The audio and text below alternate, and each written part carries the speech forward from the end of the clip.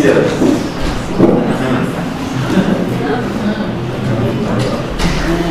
Bora, revisão, aula de revisão. Então a gente vai falar, pessoal, sobre as principais síndromes demenciais. Então hoje a gente não fala demência, vai ser uma palavra feia, né? Então hoje a gente chama essa doença aí de transtorno. Qual que é o transtorno?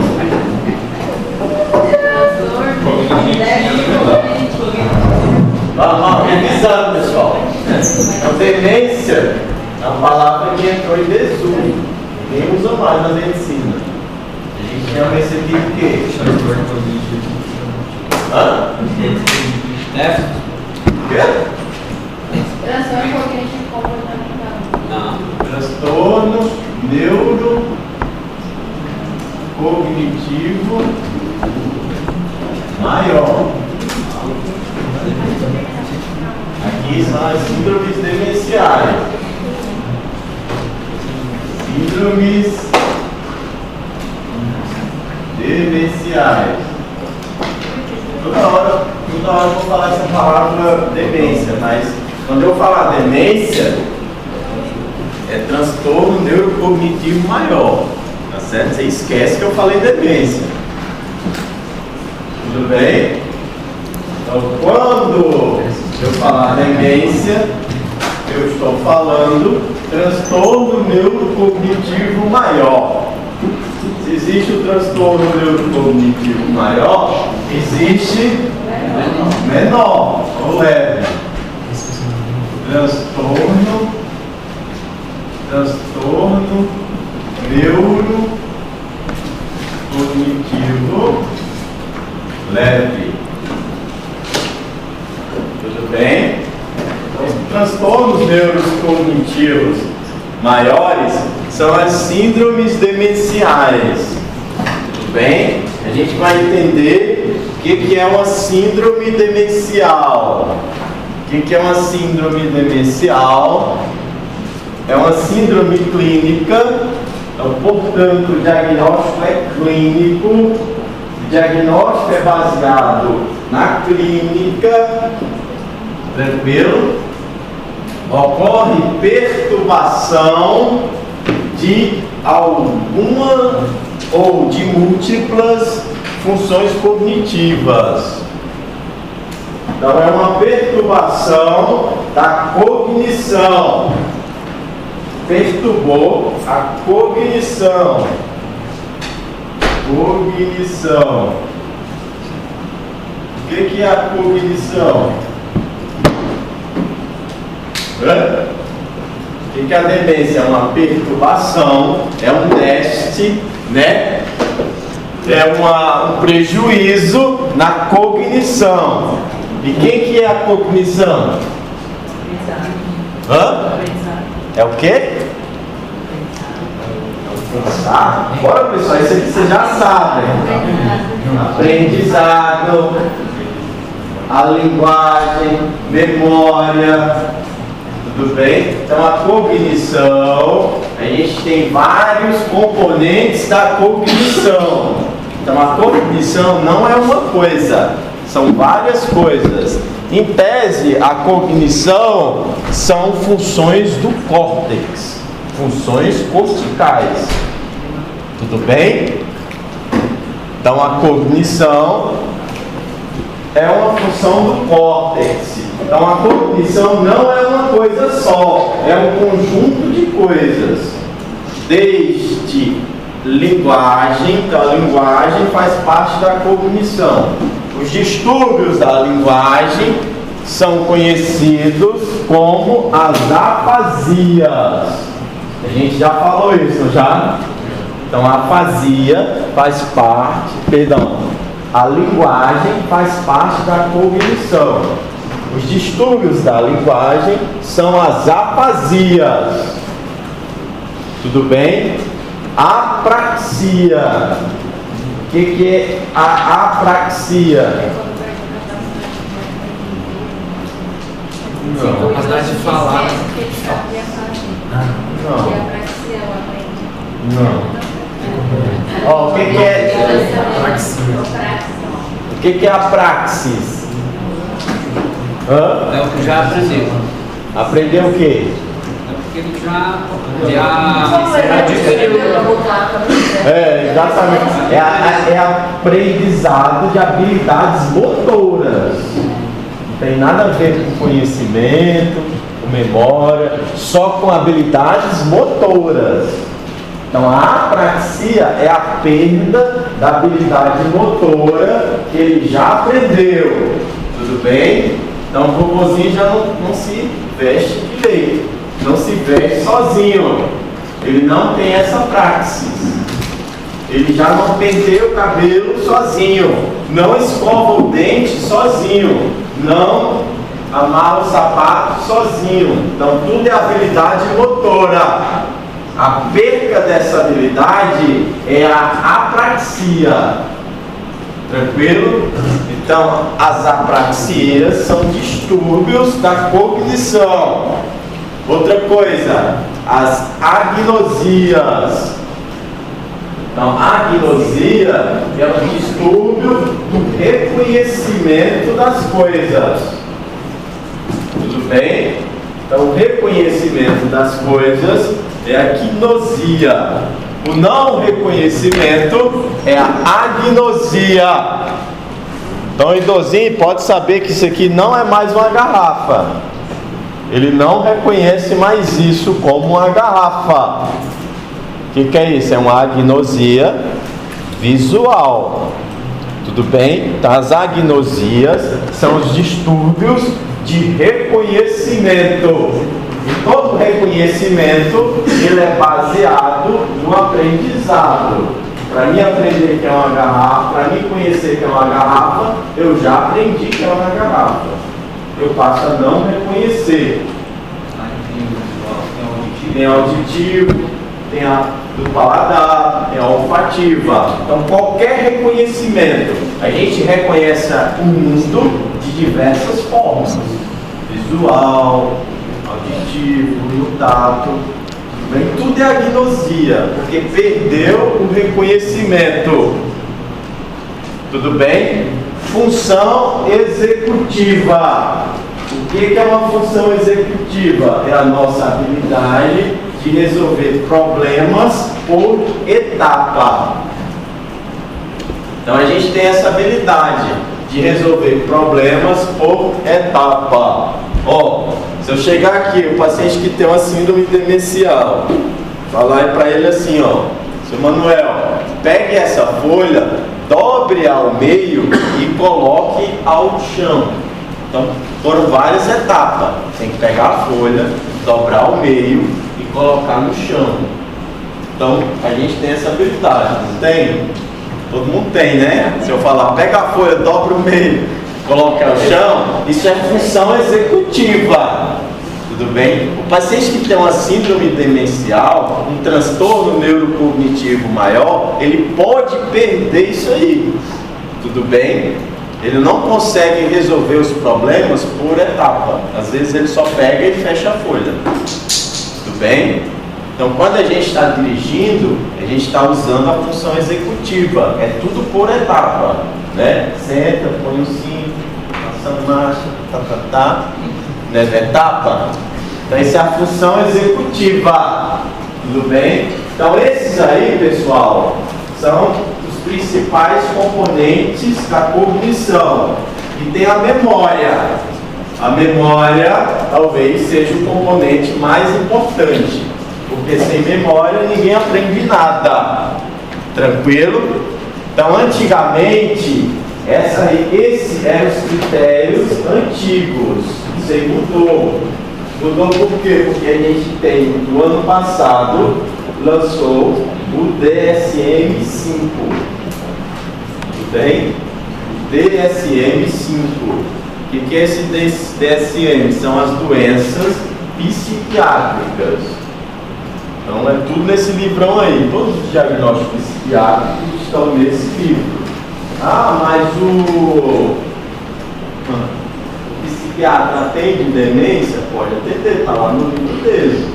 Tudo bem? Mas os critérios são baseados no DSM, que é o novo, 5. Tudo bem? Então esse slide aí, pessoal, está errado. Eu não consegui atualizar. Sempre eu vou atualizar, só não atualizei. Então antigamente tinha que ter 2 domínios cognitivos afetados. Para a gente falar que o paciente tinha que ter uma demência, ele tinha que ter 2 desse aí. Ou com distúrbio da linguagem, com mais memória, ou memória com agnosia, ou memória com alteração da função executiva. Hoje basta um único domínio para a gente falar que o paciente tem um comprometimento cognitivo. Tudo bem? Então perceba que a cognição é uma coisa ampla. É uma função do córtex, é uma função do cérebro. Então a cognição é uma função do cérebro. Se o paciente perde aquela função do cérebro, ele pode ter um transtorno cognitivo maior ou transtorno cognitivo leve. Então os dois é um transtorno neurocognitivo. Todo mundo entende? Só que um é maior. Por que é maior? Porque interfere nas atividades de vida diária. Atrapalha o sujeito. Tudo bem? O outro é leve. Por quê? Porque não atrapalha. Tudo bem? Então, o transtorno cognitivo leve é a gente. É eu, né, que tem uma queixa lá vaga. Eu li um trem ontem, mas não lembro mais. Isso te atrapalha? Não muito, eu toco minha vida. Né? Então, transtorno cognitivo leve é uma queixa frequente das pessoas. Tudo bem? É considerado um pré-Alzheimer. Tudo bem? Então, transtorno cognitivo leve é considerado um pré-Alzheimer. Tá certo? Aqueles pacientes que tem uma queixa cognitiva, doutor, a principal é a queixa da memória, né? Eu não lembro mais de nada, né? Eu coloco a panela no fogo, o arroz queima, tá certo? Mas isso atrapalha a senhora continua a sua... Não, continua. Isso é um transtorno cognitivo leve, mas o paciente tem uma queixa cognitiva. Todo mundo entendeu? As síndromes demenciais é uma queixa cognitiva que tem prejuízo para o paciente. Ele não consegue ter a vida diária dele, ou prejudica em algum grau a vida dele. Tudo bem? Então eu já não tenho um problema de cognitivo, porque eu não consigo mais ir no banco sozinho. Isso é um transtorno neurocognitivo maior. É uma síndrome demencial. Uma vez no hospital, eu atendi uma criança que ela enxergava o chefe, só que ela não associava o nome. Por exemplo, ela via a garrafinha e falava que era o Aí nesse caso ela não enxergaria. É uma agnosia visual. Agnosia visual. É uma dificuldade de reconhecimento pela visão. Não. A gente só DSM 5. Só um critério. Só fala memória e mais um. Isso aí você esquece. Aí não tem mais só memória, é qualquer um. Você vai riscar. Então precisa ter uma queixa cognitiva associado a prejuízo funcional. É só isso, pessoal. Tá certo? Então, o diagnóstico de uma síndrome demencial, de um transtorno cognitivo maior, é o paciente que tem uma queixa cognitiva, neurocognitiva, e que essa queixa neurocognitiva atrapalha a vida do sujeito. Tudo bem? Ele tem consciência que está prejudicando ele, aquela queixa neurocognitiva, e essas queixas, elas não podem estar em vigência de um delírio. Tá certo? Então, um dos critérios lá, o último dos critérios do DSM-5, fala assim: o paciente não pode estar em vigência de um delírio, porque daí não é demência, é delírio. Delírio. Todo mundo sabe o que é um delírio, né?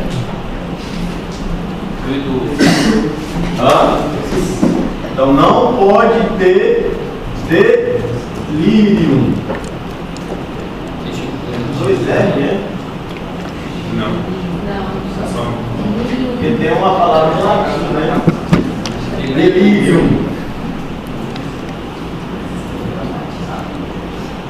Não é? Delírio. Então não pode estar em vigência de um delírio. O que é um delírio? O quê? Algo agudo? Não bate o dedo aqui na cadeira. É agudo. Dedo de consciência aguda? Não. Se eu desmaiar aqui, eu tive um delírio? Não. É agudo, tá certo. Mas é o quê? É um transtorno cognitivo agudo. Tá certo? Pode ser qualquer coisa, agudo.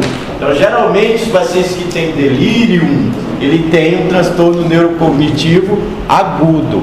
A demência, pessoal, é progressiva. Os sintomas vão piorando com o tempo. Tudo bem? Então, delírio costuma ser uma queixa neurocognitiva aguda.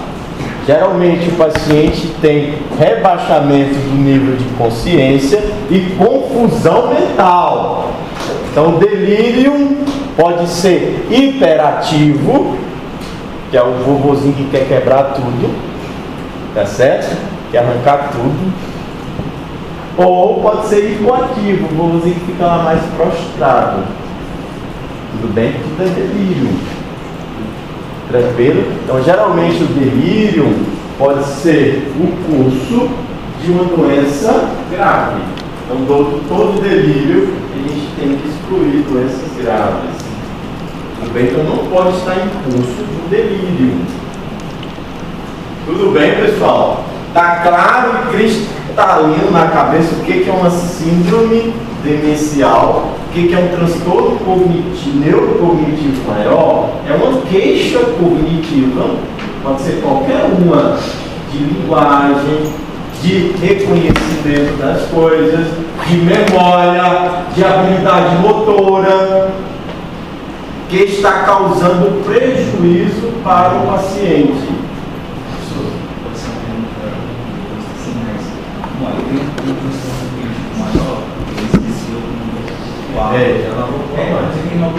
É só isso. Só isso. Se isso está atrapalhando ele. Mas vamos dizer, aí vai eu posso dizer que ele tem esse diagnóstico. Mas não vai atrapalhar ele chegar no chegar no botão, barriga. Mas aí ele está usando só, vamos dizer assim, normal.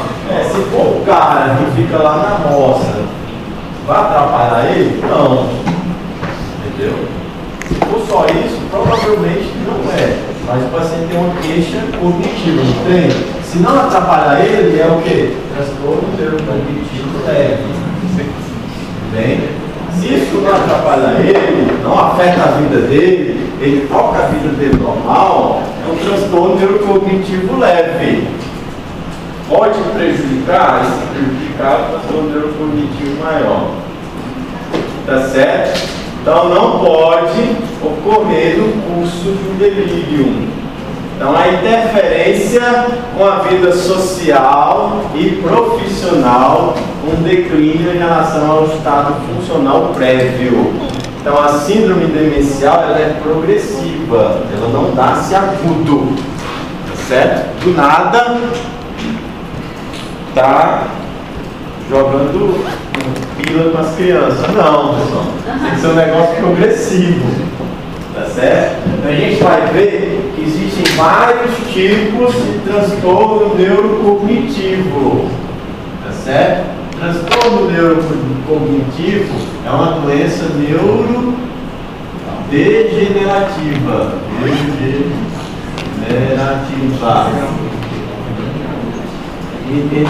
Um asterisco. Doença neurodegenerativa. O que significa uma doença neurodegenerativa? A gente já tem esse conceito. Progressivos. Piora com a idade. Então, o principal fator de risco é a idade avançada. Quanto maior a idade, maior a chance de ter uma doença neurodegenerativa. Tudo bem? Pergunta de prova. Qual que é a principal doença neurodegenerativa?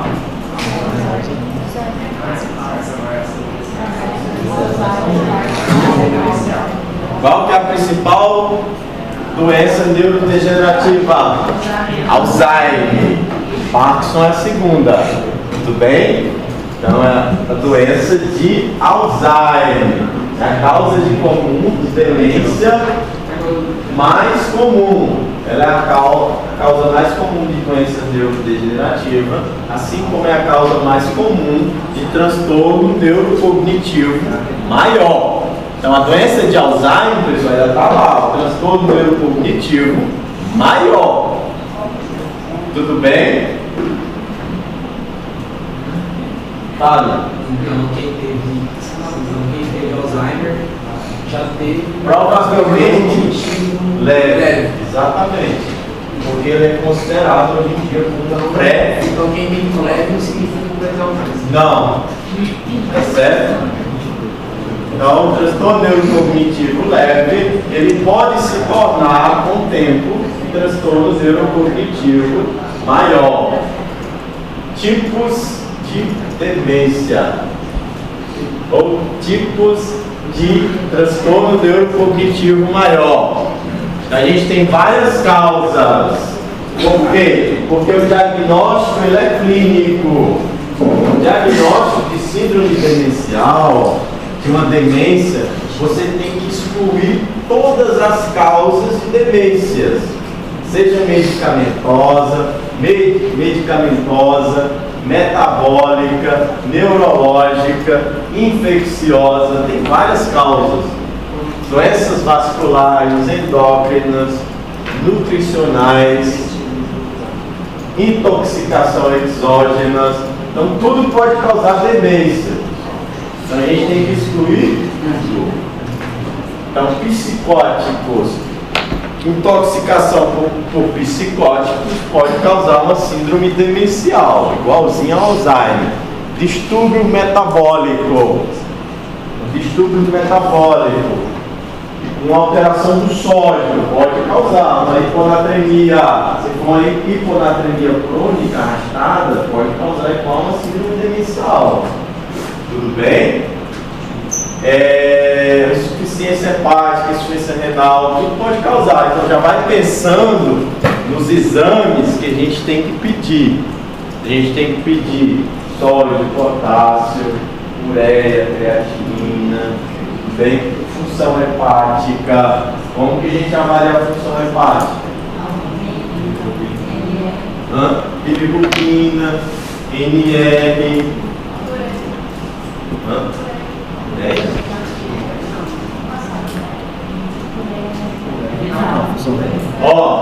Então a gente avalia a função hepática, clorograma, bilirrubina, albumina, tudo bem?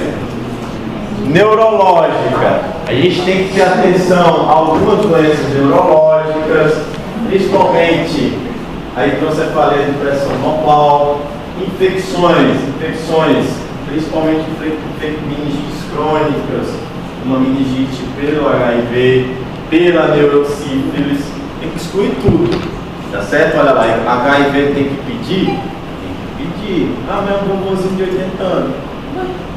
Tem que pedir. Tá certo? Tem que pedir VDRL? Tem que pedir. Tá certo? Então esses aí são exames obrigatórios. Exames obrigatórios. A gente já falou uns. HIV é obrigatório, VDRL é obrigatório, ureia, creatinina, função hepática, sódio, potássio, doenças endócrinas, hipotiroidismo, pode causar uma síndrome demencial, então T4 livre, TSH, é obrigatório pedir. Outra coisa que é obrigatório pedir é dosagem de vitamina B12. Também é obrigatório pedir. Tudo bem? às vezes cai na prova. Quais são os exames obrigatórios? Não pode faltar, são esses aí que eu falei, tá certo? Não esquece da vitamina B12, também tem que pedir.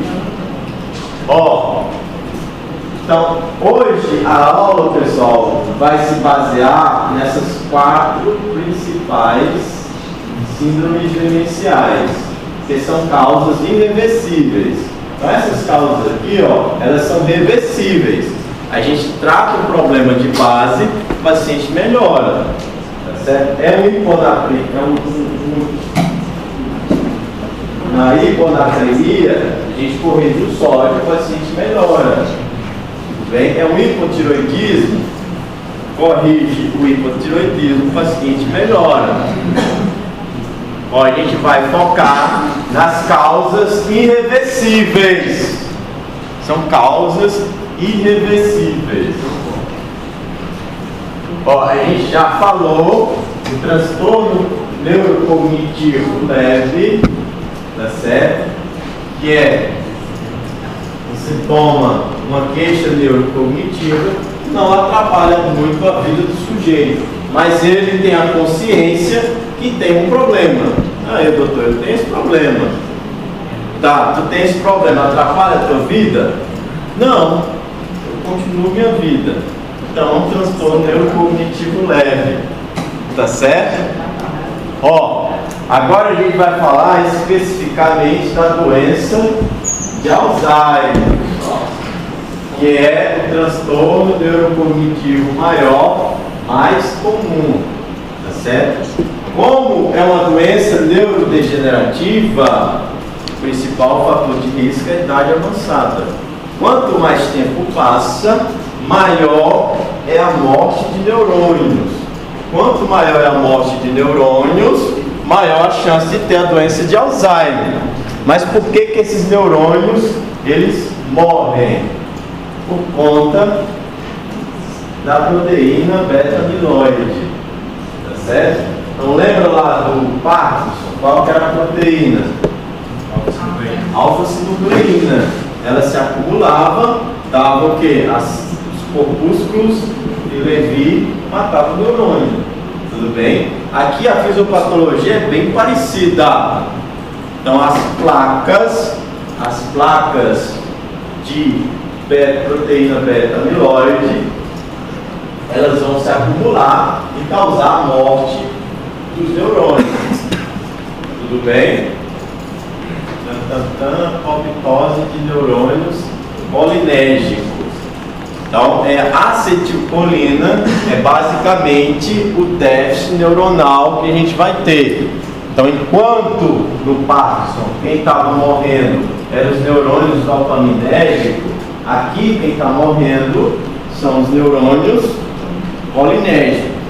Lá é a dopamina, aqui é a acetilcolina. Então, o nosso tratamento vai ser aumentar a acetilcolina. Então, é bem parecido. Tranquilo?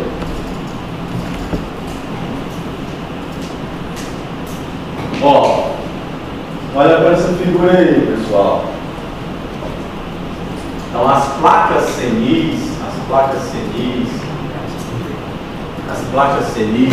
elas se formam pelo agregado da proteína beta-amiloide, certo? A proteína beta-amiloide, ela vai se depositar no intestino cerebral. Então a proteína beta-amiloide, ela vai se depositar fora do neurônio, tá certo? Então a proteína beta-amiloide, ela tende a se depositar entre os neurônios, nas células da glia, tá certo? Tem uma proteína que se acumula dentro do neurônio e também é uma proteína que está correlacionado com os microtúbulos, bem parecido com a alfa-sinucleína. A proteína beta-amiloide, ela se impregnina, ela adere ao cérebro, mas não dentro do neurônio, no interstício do neurônio, por fora, tá certo? Formando as placas senis. Tudo bem? Existe uma proteína que se agrega dentro do neurônio, que é a proteína tau. Tá certo? Tau. Então a doença de Alzheimer é uma tautopatia. Vocês ouviram isso, não viram? Não. Na aula de demência? Então, Alzheimer é uma tautopatia. Tudo bem? O Parkinson é uma alfa-sinucleinopatia. A proteína aqui, provavelmente mais importante, é a proteína tau. Mas a gente tem que lembrar da proteína beta-amiloide. Então, a fisiopatologia do Alzheimer é baseada nessas duas proteínas. Proteína beta-amiloide e a proteína tau. Tudo bem? TAU. Proteína tau. Ó, a proteína tau. A proteína tau, pessoal, está dentro do neurônio. A proteína beta-amiloide é por fora do neurônio, nas células da glia. Tudo bem? Por quê? A tau é dentro e a outra é fora. Ó, pessoal, da proteína tau, ela se acumula dentro do neurônio. Tudo bem? O que vai acontecer com o neurônio? Vai virar anjinho. Anjinho, vai morrer. Tudo bem? O neurônio vai morrer. A cruz. E a proteína beta-amiloide?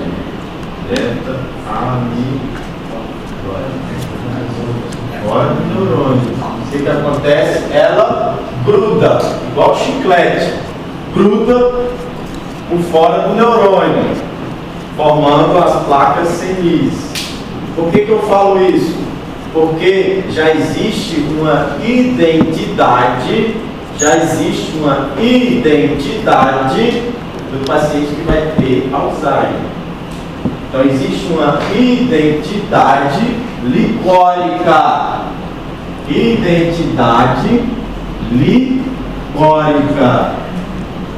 O que é uma identidade licórica? Se você dosar isso aqui, identidade licórica. Então, se você dosar isso aqui, ó, no líquido, a proteína tau e a proteína beta-amiloide no líquido, ela vai nos dar uma identidade licórica da doença de Alzheimer. Tudo bem? Vamos raciocinar. A proteína tau, ela está alta ou está baixa no líquido? Alta ou baixa? Baixa ou alta? Alta. Ó, pessoal, é só raciocinar. Imagina o neurônio. Cadê o neurônio? Ó, aqui o neurônio. Tudo bem?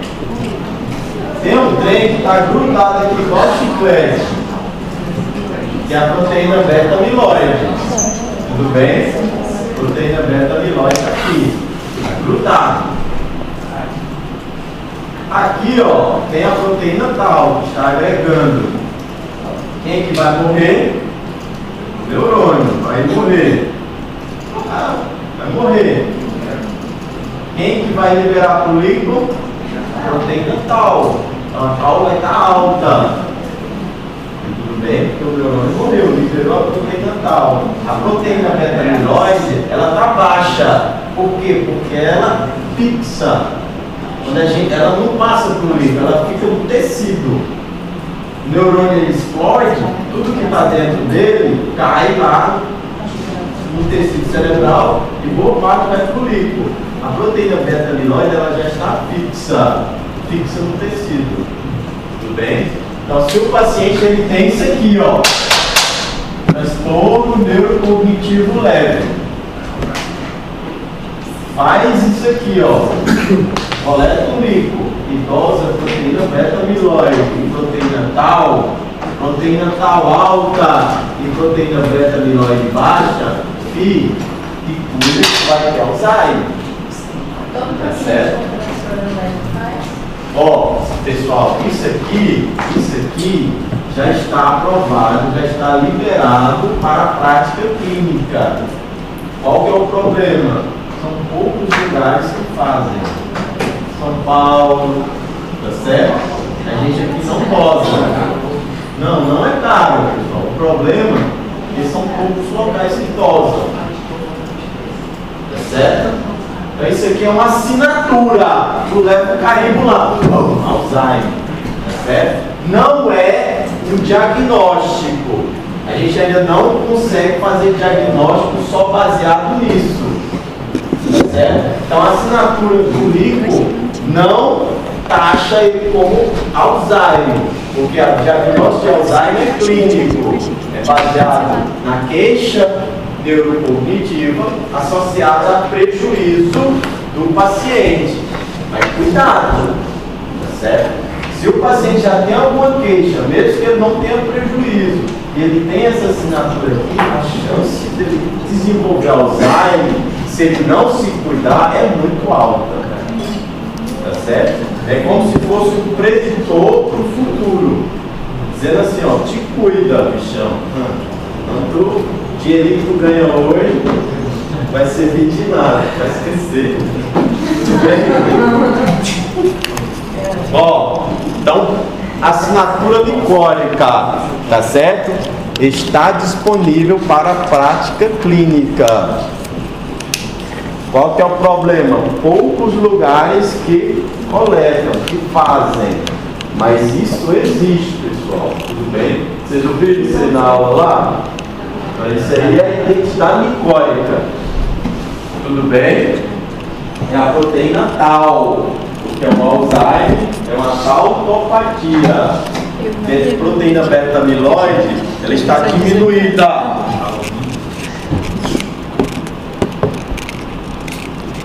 Tudo bem, pessoal? Ó, então, a doença de Alzheimer, ela tem algumas fases. Tem aquela fase inicial que o paciente não está nem aí, né? O paciente ele tem uma queixa, geralmente é uma queixa cognitiva relacionada à memória. Então, no Alzheimer, pessoal, a memória é a parte da cognição que, a princípio, é a mais afetada. É a primariamente afetada e é a mais afetada. Porque o Alzheimer, ele tem predileção pela parte medial do lobo temporal. Tudo bem? Então, o Alzheimer tem predileção pela parte medial do lobo temporal. E o que tem na parte medial do lobo temporal? O hipocampo. São áreas da memória. Tudo bem? Então, primariamente, principalmente, acomete a memória. O paciente tem uma queixa de memória, não vai no médico, aquilo atrapalha ele, tá certo? Mas não incomoda tanto. Então, na fase inicial é isso, é mais queixa de memória. Com o tempo, ele vai tendo a deterioração, ele vai se deteriorando em outras áreas. Tudo bem? Ele vai tendo déficit cognitivo em outras áreas. Principalmente as agnosias e as afasias. Tudo bem? Então, na fase intermediária, costuma afetar outras áreas do córtex. A área da linguagem, a praxia motora, as agnosias. Mas o paciente está em casa ainda. O familiar não está nem aí. Tudo bem? Não, deixa ele está bonzinho. Só que quando o vovô começa a quebrar tudo em casa, não, o papai não está bem. Tá certo? Porque na fase avançada, ele já tem psicoses, agitação, tá certo? Aí já não consegue ficar em casa. Aí é nessa hora que o filho leva o vovozinho pro médico. Aí o que tu diz? Tarde demais. Tá certo? É tarde demais. Tudo bem? Afasia, agnosia, distúrbio da linguagem. A última fase, que é a fase avançada, geralmente o paciente tem sintomas de agitação, psicose, quer quebrar tudo, não quer ficar mais em casa, quer fugir, tá certo? Começa a ter aquelas queixas mais psiquiátricas. Por último, a última fase que esse paciente ele vai ter é a síndrome da imobilização, tá certo? Então, de início, esse paciente ele não tem déficit motor. Só que com o avançar da doença, além das áreas corticais, da linguagem, da memória, começa também a afetar as áreas motoras. Então, no último estágio da doença, esse paciente ele vai ficar acamado, porque ele vai ter uma síndrome de imobilização, vai pegar uma pneumonia, que está acamado, vai morrer. Tudo bem? Então essa é a saga do paciente que tem a doença de Alzheimer. Começa no início queixas de memória, tudo bem? Então em casa, blá. Fases intermediárias, outras áreas da cognição. Então a agnosia, começa a trocar as palavras em relação aos objetos, são as agnosias. Tem dificuldade de reconhecimento, se perde. Então, outra função bastante afetada no Alzheimer é a função tempo espacial. Ele perde a noção de tempo e a noção de espaço. É uma fase intermediária. E por último, o paciente tem as psicoses, a agitação, até uma síndrome de imobilização. Tudo bem? Então Alzheimer, pessoal, é uma perca, é a morte dos neurônios. Geralmente os neurônios que estão na superfície do córtex. Então quando a gente compara uma ressonância de um paciente normal para um paciente que tem um Alzheimer, a gente tem uma atrofia cerebral. Nem sempre isso acontece, mas pode acontecer. Tudo bem? Então a gente já falou, o diagnóstico é clínico. O diagnóstico de exclusão. Tem que excluir um tanto de coisa. Fechou o critério diagnóstico. A gente tem que pedir ressonância de encéfalo para fazer o diagnóstico clínico e excluir as outras coisas. A gente não pede a ressonância para fazer o diagnóstico de Alzheimer. Não existe isso. A gente pede a ressonância para excluir se ele tem um tumor, uma infecção, uma meningite, as outras causas reversíveis. Tudo bem? Faria parte do exame obrigatório? Também é exame obrigatório. O que a gente pode encontrar nem sempre é uma atrofia, tá certo? A área que é mais atrófica é essa parte medial do lobo temporal, que é justamente a área da memória. Tudo bem? Então o hipocampo ele é responsável pela memória de curto prazo. A memória de curto prazo do paciente que tem Alzheimer é muito comprometida. Por quê? Porque começa no hipocampo. Tudo bem? Só que a memória de longo prazo pode estar preservada no paciente. Então é aquele paciente que não lembra o que almoçou, que tomou o café da manhã, tudo bem? Mas ele lembra de tudo do passado remoto. Tu perguntar para ele, seu Manuel, quanto que foi o teu primeiro beijo? Aí ele conta. Ah, doutor, estava embaixo de um pé de manga. Na hora que eu beijei, caiu um raio. Lascou a manga. Ele conta direitinho a história. Aí tu lá, geralmente a esposa está do lado, né? Aí tu pergunta, é verdade isso? É verdade. Tá certo? Por quê? Porque ainda não afetou a memória de longo prazo. A memória de longo prazo, pessoal, geralmente está em outras áreas do córtex. Só que a área inicial afetada é a memória de curto prazo, que é o hipocampo. Tudo bem? Então, eventualmente, pode acontecer isso. É comum o paciente se recordar de coisas antigas, lá da infância dele. Tudo bem? Então, a evolução desses sintomas, prejuízo da cognição, ele vai acontecer em 10 anos. Então, geralmente o paciente vai sair daquelas queixas lá de memória até a síndrome de imobilização em 10 anos. Essa é a evolução natural da doença. Evolução natural da doença. Ainda não existe tratamento de modificador da doença. Para o Alzheimer, ainda não existe tratamento modificador da doença. Coloca um asterisco aí, ó. Coloca uma estrelinha aí. Tudo bem?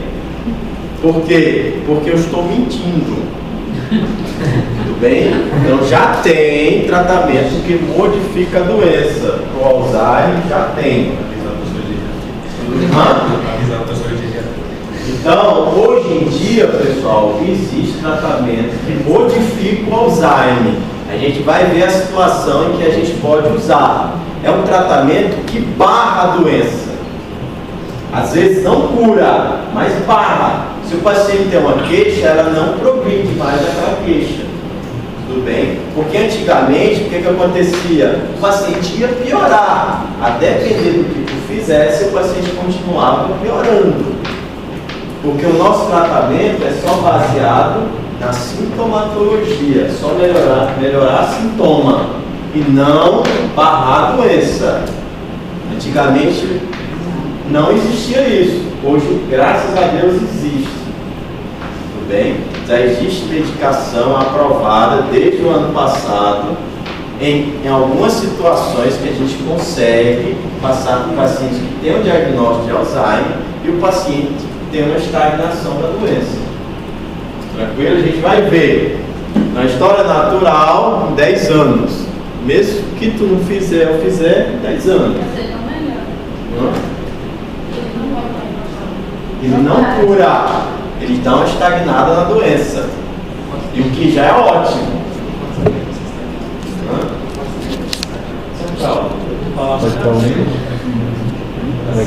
Então, se perguntarem para ti, existe tratamento modificador da doença no Alzheimer? Aí vocês falam, sim. Já vocês vão ver qual que é a medicação, que é um anticorpo monoclonal, que é o Cintura, é o que eu digo. Precisa só isso aí. Só é carinho, tá certo? Mas existe.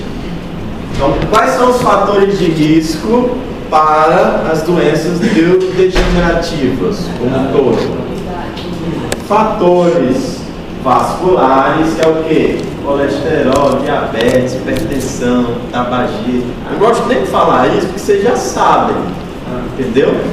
Eu tenho uma grande dificuldade de falar alguma coisa redundante, eu não consigo, tá certo? Então, às vezes eu passo um monte de coisa porque eu sei que vocês já sabem, é redundante. Então, se eu não tenho uma circulação no cérebro de sangue boa, tudo bem, vai propiciar as doenças neurodegenerativas, porque vai facilitar a morte do neurônio. É um neurônio que já queria morrer, tudo bem? Tu deu um empurrãozinho, aí ele morre, tá certo? Então tu fuma há 40 anos, tá certo? Tem uma tendência genética a ter uma doença de Alzheimer. Tu vai ter? Tu vai ter. Tudo bem? E além do fator externo, fator genético, tu deu um empurrãozinho. Então, os fatores protetores da doença de Alzheimer é uma vida saudável. É isso. Tudo bem? Sempre aprender coisas novas, porque quando a gente está aprendendo, a gente está formando uma reserva cognitiva. Então, hoje em dia, eles falam muito de reserva cognitiva. Tá certo? Então, a chance da gente ter doença de Alzheimer, ela é menor do que a população geral. Por quê? Porque a gente está ganhando conhecimento, está aumentando a nossa reserva cognitiva. quanto maior a reserva cognitiva, menor é a chance de ter Alzheimer. Tudo bem? Hã? Tudo bem? Ó, então, pacientes que têm síndrome de Down, eles fazem uma síndrome demencial precoce. Isso é comum acontecer. Um paciente com doença de Down, com síndrome de Down, ele faz uma síndrome demencial bem precoce. Lá, 35, 40 anos, pode nascer Alzheimer. Tudo bem? Isso é fator genético da síndrome. Ó, baixa escolaridade também a gente não forma a reserva cognitiva. Quanto maior a reserva, a gordurinha, para a gente queimar na velhice, menor é a chance. Tranquilo? O principal fator de risco é a idade avançada. Então existem outros fatores, tudo bem? Ó, abordagem diagnóstica, tá certo? Vai chegar um paciente para ti com uma queixa neurocognitiva, que geralmente é uma queixa de memória, mas não é só memória. Então vai chegar um paciente com a queixa neurocognitiva, tá certo? Aí tu tem que fazer uma avaliação de triagem. Então existe uma avaliação de triagem que a gente faz em todo paciente que tem uma queixa cognitiva, que é o Mini-Mental. Isso aí você já sabe, tá certo? Então o Mini-Mental, pessoal, é um exame grosseiro para a gente avaliar a neurocognição, mas ele avalia algumas coisas. Então, orientação temporoespacial, tudo bem? Avalia memória imediata, memória evocacional, memória de evocação, cálculo e atenção. Então, tudo isso aí que a gente está avaliando são avaliações cognitivas, tudo bem? Então, avalia linguagem, função executiva. Então, é um examezinho que a gente consegue fazer rapidinho no paciente, a gente já tem decorado isso aí, tudo bem? A gente vai perguntando, vai só ticando quantos pontos o paciente vai fazendo. Então, seu Manuel, fala para mim qual que é o dia da semana, qual que é o dia do mês, qual que é o ano, que hora é mais ou menos agora, o senhor está em qual cidade, qual que é o nome dessa clínica. Então é tempo espacial 10 pontos. Então isso rapidinho a gente faz, tá certo? Então isso aí eu já falei para vocês, inclusive, como é que faz o Mini-Mental. A gente tem uma pontuação, a pontuação máxima são 30 pontos, tudo bem? E o Mini-Mental, ele é baseado na escolaridade, né? A desvantagem, ele tem influência da escolaridade. Então, pacientes que têm uma baixa escolaridade, a gente tem que jogar a pontuação de corte lá para baixo. E pacientes com a alta escolaridade, não é um exame bom para avaliar. Então, pacientes com alta escolaridade, como o Emanuel, a gente não vai avaliar com o Mini-Mental. Existem outros testes que são melhores para avaliar pacientes que já têm um ensino superior, pós-graduação, isso. Existe um MOCA, eu não trouxe nesse slide, mas tem um MOCA, que é a avaliação de Montreal, no Canadá. Essa avaliação do MOCA é parecido com o Mini-Mental, só que tem outros critérios para a gente considerar a alta escolaridade do paciente. Então, o paciente de alta escolaridade, geralmente a gente aplica o MOCA, tá certo? É MOCA, M-O-C-A, MOCA. É o protocolo de Montreal. Ó, existem outros testezinhos, teste do relógio, né? Outros testes para avaliar a cognição. Então, ó, aqui foi um teste de relógio aplicado no paciente ao longo dos anos. Ao longo dos anos, desenhe, seu Manuel, um relógio. Aí no outro ano veio, desenha um relógio. Olha o relógio do seu Manuel como está ficando. Seu Manuel está melhorando ou está piorando? Está piorando. Então, nesses testes cognitivos, pessoal, a gente consegue também perceber a evolução do paciente. Então, se lá no milimêtro, no primeiro milimêtro, ele tirou 22, com o tempo ele vai caindo na pontuação. O que pode acontecer é que o teu tratamento ele aumentar um pouquinho a pontuação. Mas o teste, ele serve também para acompanhar. Mas a principal função do teste é um exame de triagem. Tá certo? O minimenton alterado confirma o diagnóstico? Não. Porque eu já falei, o diagnóstico é clínico. Tá certo? Então, o minimenton alterado é apenas o exame de triagem. Então, se está alterado, agora a gente vai investigar. Se não está alterado, às vezes você não considera muito a ciência do paciente, pode ser outra coisa. É mais um exame de triagem. Quem que eu devo investigar e quem que eu não devo investigar. É isso. Tudo bem? Já já a gente vai voltar para o Alzheimer. A gente está falando só de Alzheimer até agora. Diagnóstico, fases, fisiopatologia, assinatura licórica, tudo bem? Outro transtorno neurocognitivo maior é a demência vascular. A demência vascular, ela não é considerada uma doença neurodegenerativa.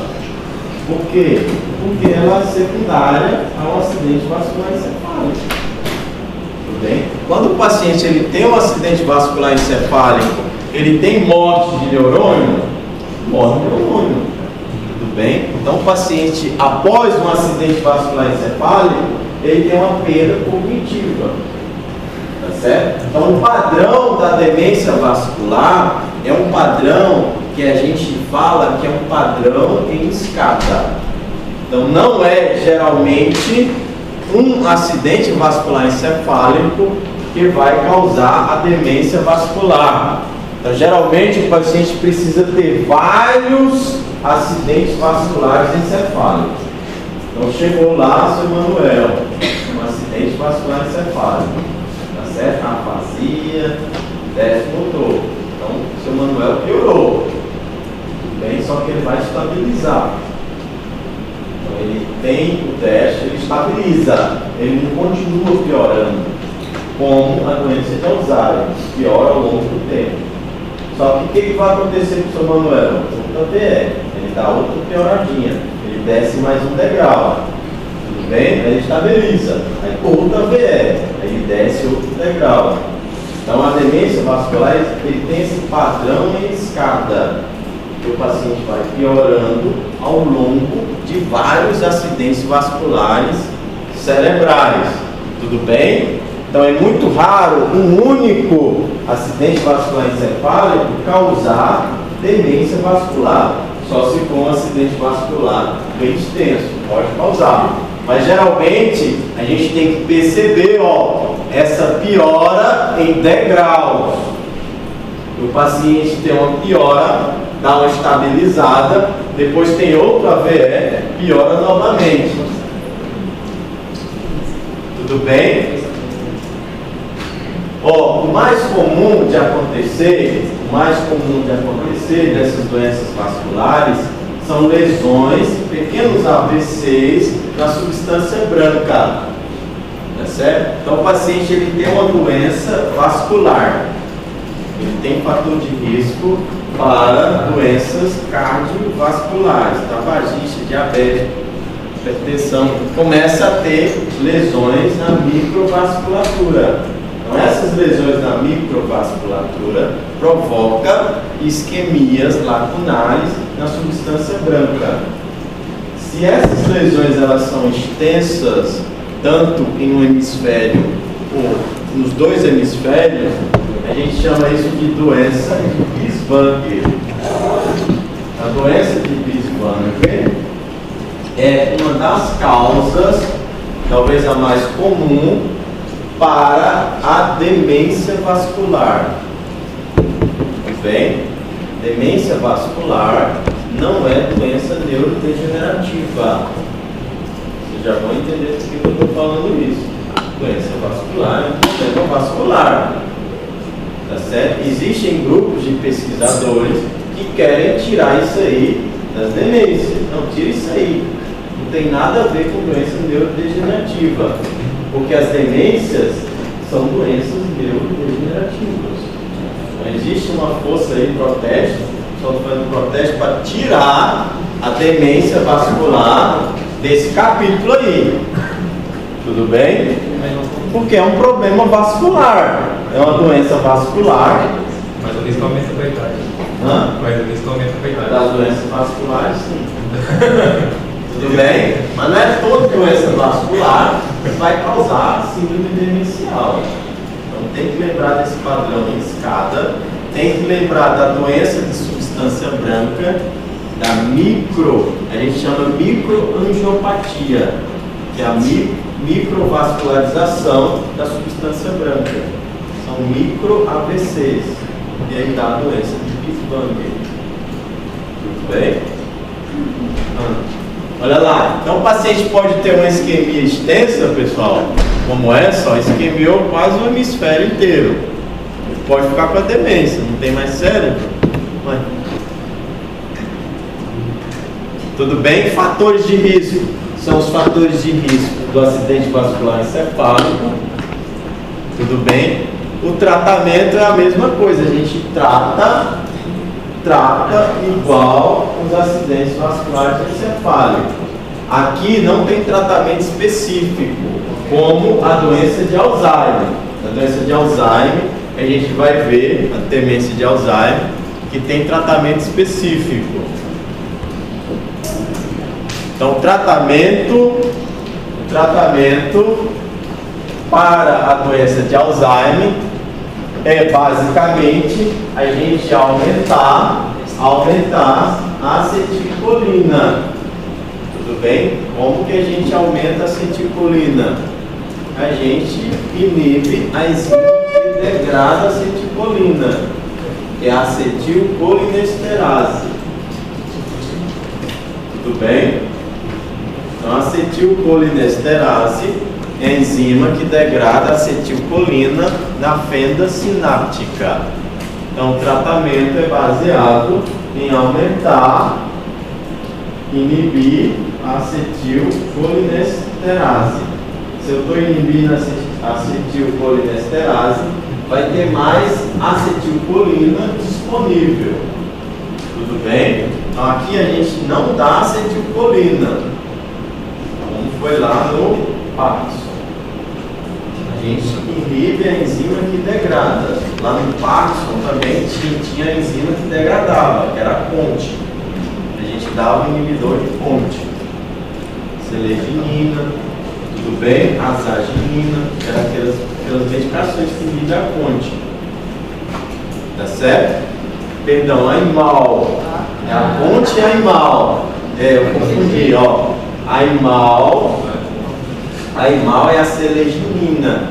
O inibidor da CONT é a entacapone. Tá certo? São duas enzimas que degradam a dopamina. Aqui a gente vai inibir a enzima que degrada a acetilcolina. O nome da enzima é acetilcolinesterase. Então a gente tem que dar os anticolinesterase. Cuidado! São os anticolinesterase. Existe os anticolinérgicos. Olha que coisa linda. Ó, pessoal, isso aqui é tão bobagem que pega a gente, pessoal. Ó, olha a palavra, anticolinesterasico. O que é isso? Inibe a acetilcolina. Pediu acetilcolinesterase. Se eu estou inibindo a acetilcolinesterase, tem mais acetilcolina. Olha outro nome, anticolinérgico. Vai baixar a acetilcolina. Aí o sujeito escorrega na casca de banana, né? Ah, professor, por que eu olhei isso aqui? Porque tu não leu. Anticolinérgico é contra acetilcolina. Anticolinesterásico, acetilcolinesterase. Você ia errar essa, não ia? Te salvei de uma aí, então. Te salvei de uma aí. Ó, exemplos, pessoal, exemplos. Então, o único anticolinesterásico, VO, que a gente tem é a donepezila, tá certo? A rivastigmina, a galantamina é subcutânea. Tudo bem? Então, vocês não precisam memorizar isso aqui. Porque essas drogas, vou ser bem sincero para ti, melhora o paciente, melhora muito pouco. Tá certo? Você passa a donepezila e aí melhorou? Ah, não melhorou muito não. Melhorou um pouco. Tudo bem? Então, donepezila geralmente é o que a gente passa para o paciente. A gente pode passar a memantina em fase moderada grave, ou memantina sozinha ou associada à donepezila. Não quero que vocês fiquem bitolados no tratamento. Só o princípio geral. São os anticolinesteráticos. Ginkgo biloba.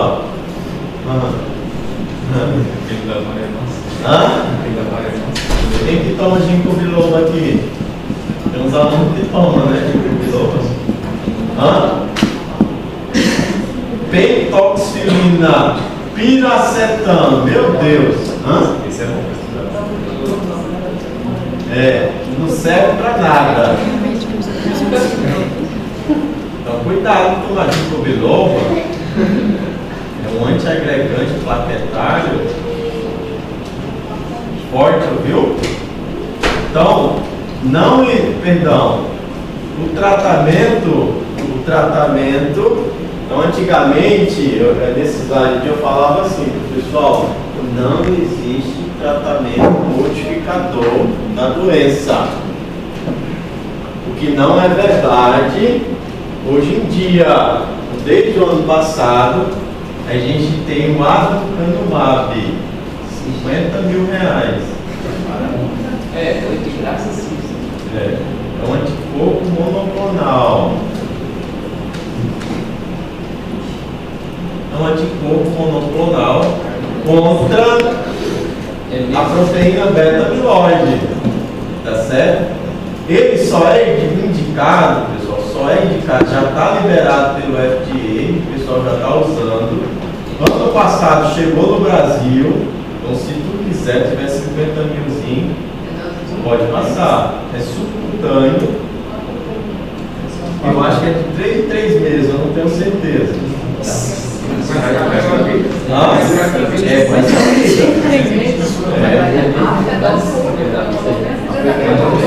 É só uma dose.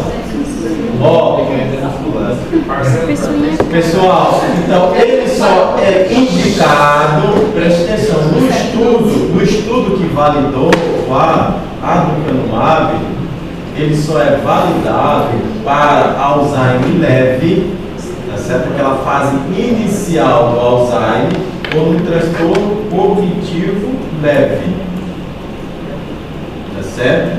O paciente tem um transtorno neurocognitivo leve, fez a assinatura unicórica, se a proteína está aumentada, a beta-amiloide diminuída, toma o aducanumab. Tudo bem? Se tem um Alzheimer inicial, também está indicado passar o aducanumab. Não apresentou benefício para a fase moderada e avançada. Então, se saiu da memória, então o paciente tem queixa de memória e tem prejuízo funcional, só isso, é ótimo o aducanumab. Mas se já está cometendo outra função cognitiva, memória, mais agnosia, geralmente já é um Alzheimer moderado, não teve benefício. Tudo bem? Então retarda a progressão, não cura. Se parar de tomar, vai piorar. Tudo bem? O que é excelente, é a medicina evoluindo. Tudo bem? Então, atua sobre as placas de proteína beta-amiloide. Só falta o anticorpo monoclonal contra a proteína tal, que já também está em fase de teste. Então, a medicina do futuro são os anticorpos monoclonais. Teve uma gripe, toma um monoclonal, já fica bom logo. Tranquilo? Esse aí vai baratear, né? Vai quebrando a patente. Coisa assim, quantos anos que quebra a patente? É 20 não. 10 não. Essa é a demência pelo Parkinson. Aí todo mundo produz.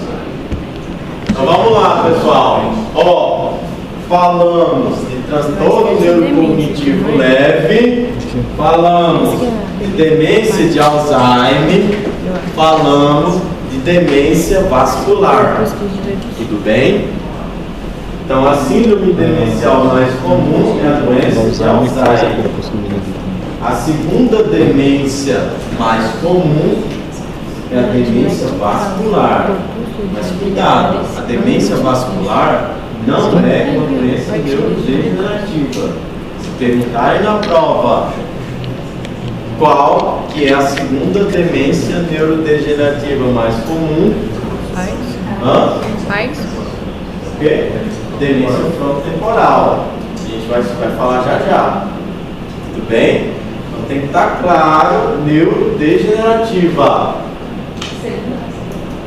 Segunda mais comum, segunda demência neurodegenerativa mais comum é a demência frontotemporal, demência de Pick. Ó, demência por corpúsculo de Levy. A gente já falou desses corpúsculos de Levy. Por que forma esses corpúsculos de Levy? As alfa-sinucleínas se agregam dentro do neurônio. Se for lá na substância negra, a doença é o Parkinson. Se for fora da substância negra, a doença é a doença dos corpúsculos de Levy, ou demência por corpúsculo de Levy.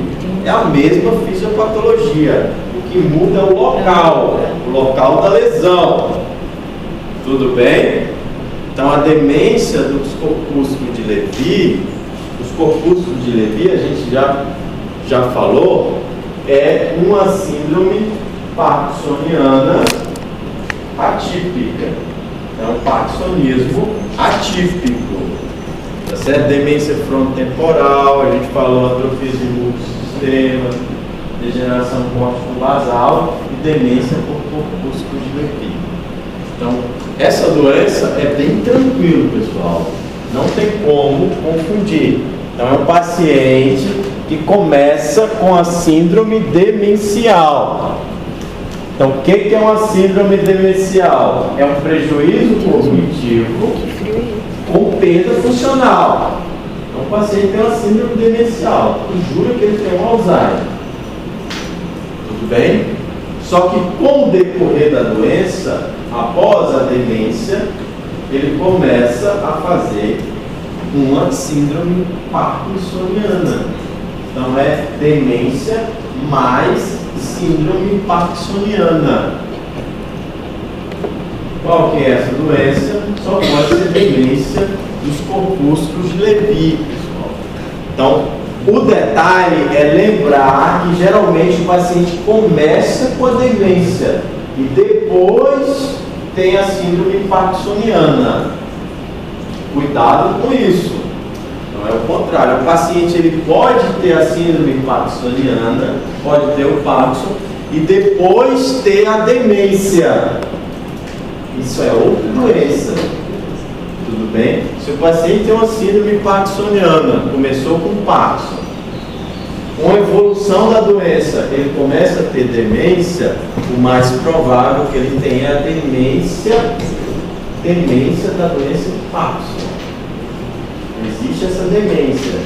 Agora, se ele começou com a demência e depois ele fez a síndrome parkinsoniana, isso é a demência dos corpúsculos Lewy. Tudo bem? Então, geralmente, o paciente também tem alucinações.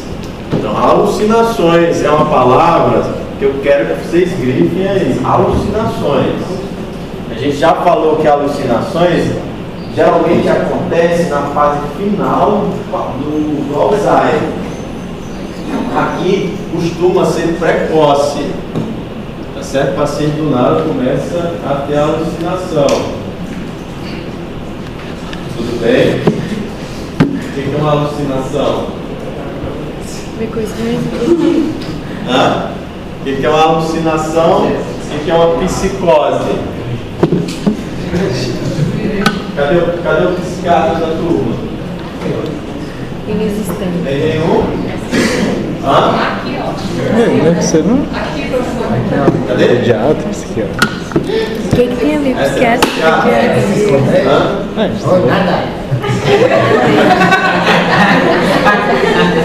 O que é uma alucinação? Quando a gente tem uma alteração sensorial no corpo que não existe.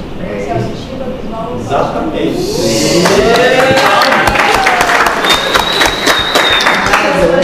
Então, uma alucinação, pessoal, é uma coisa que não existe, pessoal. Na real, não existe. Tudo bem? É uma coisa que não existe, o paciente criou. E a psicose? Psicose é uma espécie de uma síndrome aguda que a alucinação vai estar presente. É um grande sintoma da psicose. Eu gosto de pensar assim, pessoal.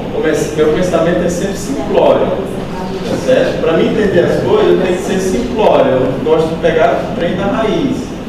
Então, alucinação, o paciente vê uma coisa que não existe para ele.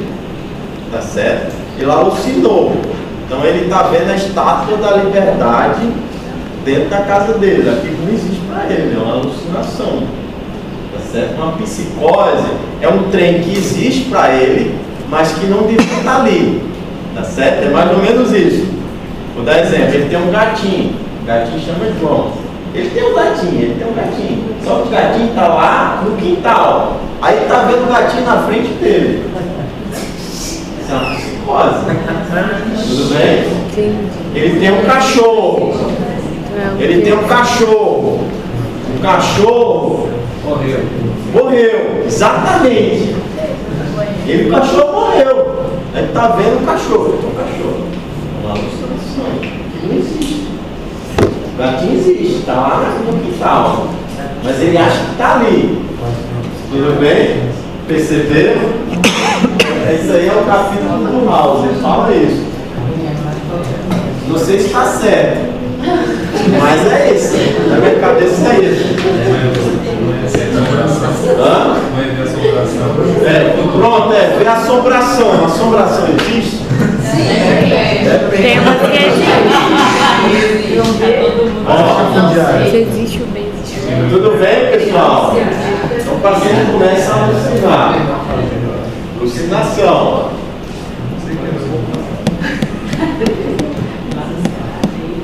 Então, o paciente começa com a queixa demencial, alucinação, síndrome parkinsoniana. O que é isso? Demência dos corpúsculos de Lewy. Então, o corpúsculo de Lewy é uma lesão que se forma no Parkinson. Ninguém vai esquecer disso. Uma alfa-sinucleinopatia. Aqui é a alfa-sinucleína. Tratamento é baseado mais no Parkinson do que nas queixas demenciais. Então aqui a gente não usa os anticolinesteráse, eles não têm uma boa resposta. Então anticolinesteráse é para doença de Parkinson. Nas outras doenças, geralmente não tem boa resposta. Tudo bem? Então, anticolinesteráse pode ser tentado? Pode, mas não vai ter boa resposta. Não tem nem boa resposta no Parkinson. imagina nessa síndrome demencial. Então, o que a gente usa é realmente a levodopa. E pode, eventualmente, tratar alucinações com outras medicações. Antipsicótico, tudo bem? É porque assim, anticolinesterásico a gente usa, que é o donepezila, galantamina, a gente usa basicamente para doença de Parkinson. Alzheimer, desculpa, é o Alzheimer, tá certo? A doença Alzheimer, a gente usa. Mesmo usando isso, pessoal, o paciente não tem boa resposta, a gente vê isso na clínica, tá certo? Que é a droga criada para a doença de Alzheimer. As outras doenças, pessoal, não tem resposta, a gente tenta. No caso da demência frontotemporal, os corpúsculos de Levy, ela responde melhor ao tratamento para o Parkinson do que o tratamento para o Alzheimer, porque a fisiopatologia dela é baseada na doença do Parkinson. Tranquilo? Nenhuma dúvida? Às vezes eu troco a palavra, mas na minha cabeça eu estou pensando na coisa certa. Ó, O restante aí, o que a gente tem que saber desse ladinho? já vou fazer um resumão. Demência frontotemporal. Então, demência frontotemporal é a segunda demência neurodegenerativa mais comum. Ponto. Neurodegenerativa. Se não tiver a palavrinha neurodegenerativa, é demência vascular. Só que demência vascular não é neurodegenerativa. Tá certo? Só cuidado com isso. Então, demência frontotemporal, pessoal, é um paciente bem típico. Então, geralmente, é um paciente mais jovem. É um paciente mais jovem. Que a gente diz que é o pré-senil. É o antes dos 60 anos. É o paciente pré-senil.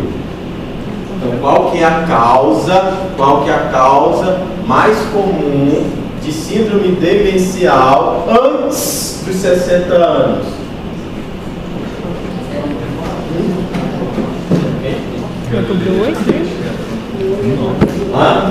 É o Alzheimer. Tudo bem? Então, antes dos 60 anos, a demência mais comum continua sendo o Alzheimer. Alzheimer em qualquer idade, tá certo? Só que a segunda mais comum antes dos 60 anos é a frontotemporal, independente de qualquer coisa. Tudo bem? Em maiores de 60 anos, a segunda demência mais comum é a vascular. Em menor de 60 anos, é a frontotemporal. Ou doença de Pique, tá certo? Então, essa demência, pessoal, da mesma forma, afeta o campo da cognição. Qual que é o campo da cognição que é mais afetado aqui? Comportamental. O paciente que tem demência frontotemporal, o lobo frontal, ele é muito mais afetado. No Alzheimer, a parte medial no temporal. Na frontotemporal, é o frontal.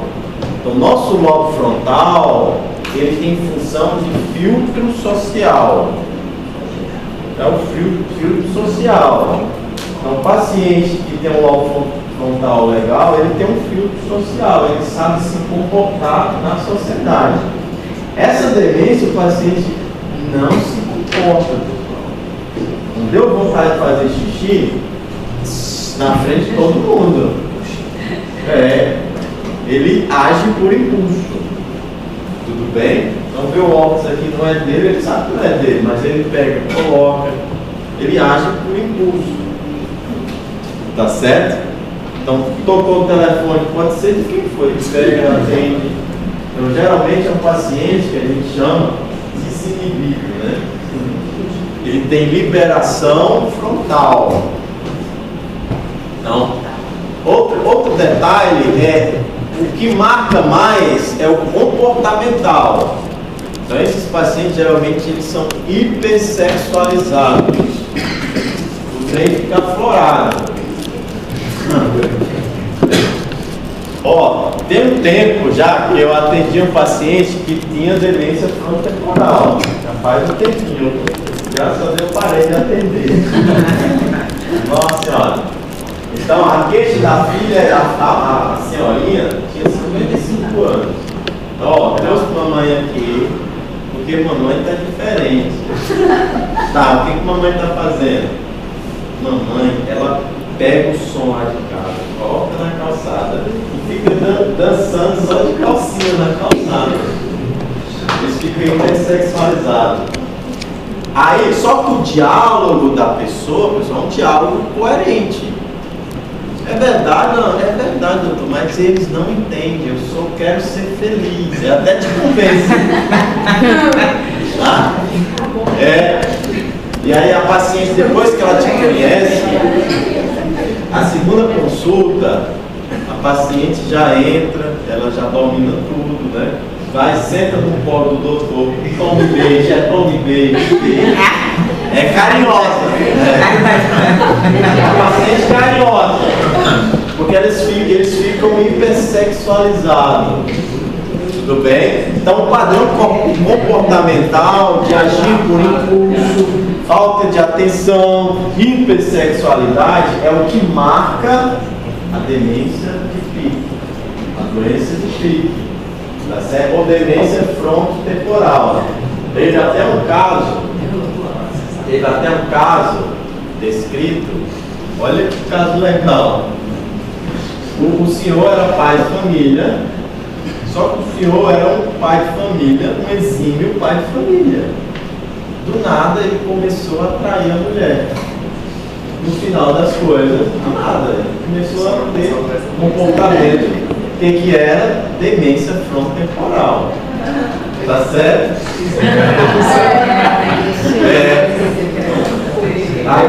Depois desse diagnóstico, mas ele acha que foi impulso.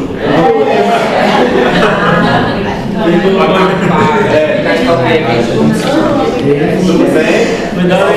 Sempre que lembrar, o padrão comportamental é a demência frontotemporal. Tudo bem? Demência frontotemporal. Tem um ator que tá, né? Você. Tem uns atores cheios de demência, né? Quem que é o ator que tá com frontotemporal? Thor? É o quê? Não, o bicho está com demência também. Só que está com Bruce Lee não, Bruce Lee já morreu.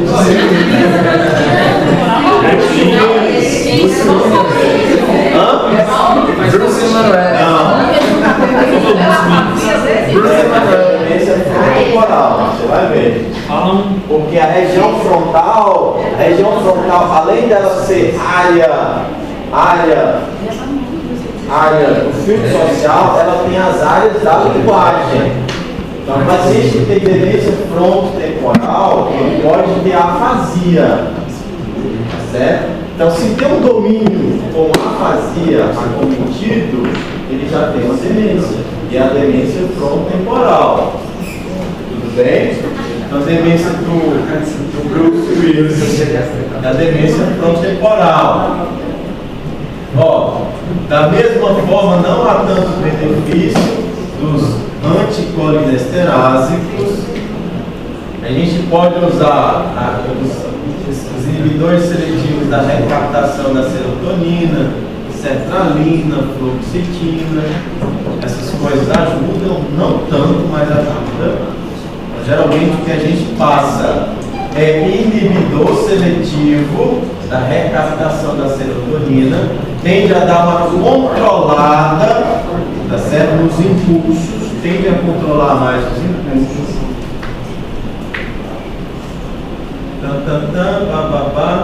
Ó, só para finalizar, pessoal, para não ter dúvida,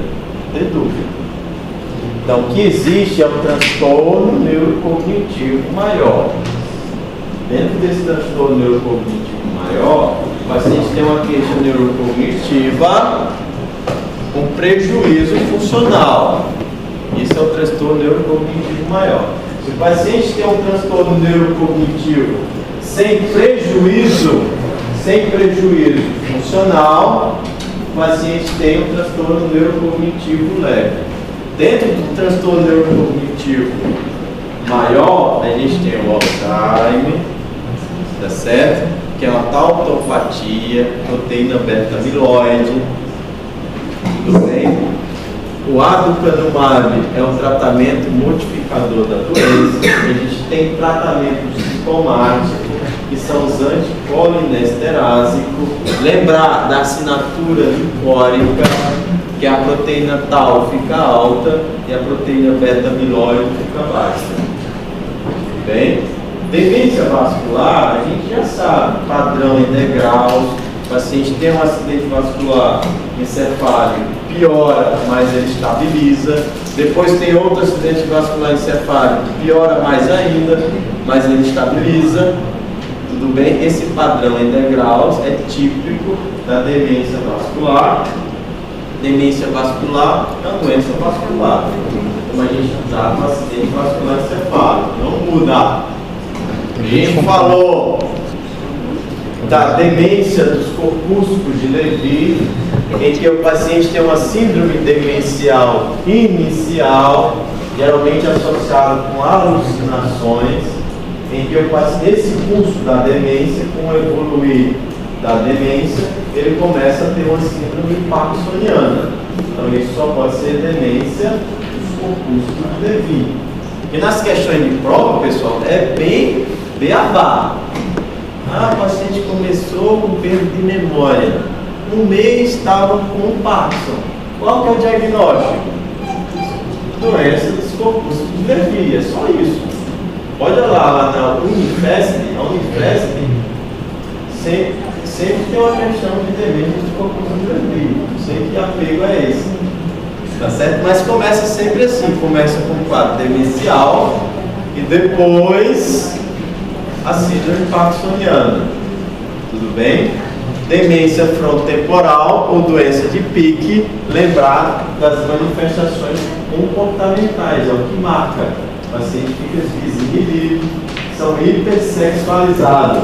O tratamento são os inibidores da recaptação da serotonina. Tranquilo? Podemos encerrar?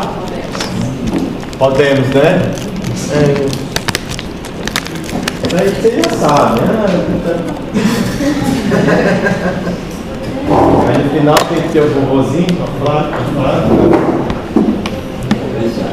Obrigado.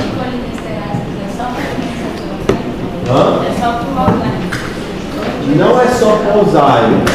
Os anticolinesterásicos, você pode tentar no Alzheimer ou na doença dos corpúsculos de Levy. Não vai responder tanto em nenhuma das duas. Certo? Você vai ver, não responde. Tende a melhorar um pouquinho. Aí geralmente o paciente quando chega para a gente é muito avançado. Então a gente costuma só tratar os outros sintomas associados. Então é muito mais importante você tratar a psicose do paciente do que a anticolinesterase, porque o paciente já está avançado. Mas a gente precisa lembrar, o tratamento é anticolinesterase. Anestesia, glutamina, tudo bem?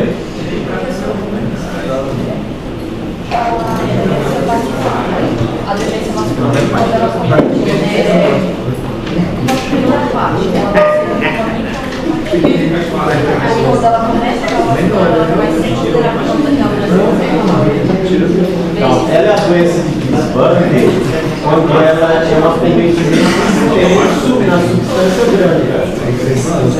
Então, é a doença da microvasculatura, são pequenos vasos. Começa a entupir os pequenos vasos na substância branca. Começa a ter micro AVCs extensos. Não é um que vai dar a doença de Gisbane. É uma cometimento difuso. dos dois hemisférios. Então, no geral, Demência do desvame, não acometimento difuso. Se acontecer só um lado, geralmente não dá, é demência. Então, para ter demência, Tem que ter fatores pode? é associado com então, vários. Bisvame é um tipo de demência vascular. É a mais comum. Certo? É a doença da microvasculatura. Não. Professor, a doença de mixose de toda a Isso. Só.